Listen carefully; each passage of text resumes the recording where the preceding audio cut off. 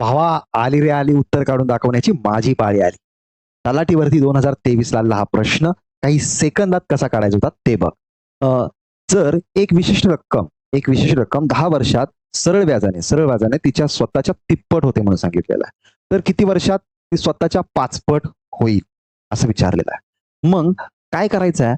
आता 10 वर्षात सांगितलेलं आहे. 10 वर्षात समजा 100 रुपयाची वस्तू आहे, म्हणजे 100 रुपये रक्कम आहे. ती स्वतःच्या तिप्पट होते 10 वर्षात.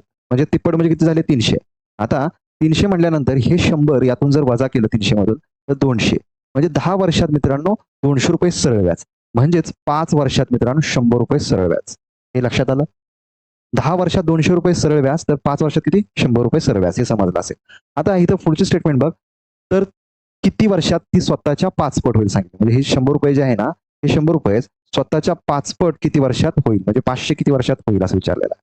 म्हणजे हे 100 मधून हे 500 गेलं, किती उरलं? 400. म्हणजे 5 वर्षात 100 रुपये म्हणजे 100 होते.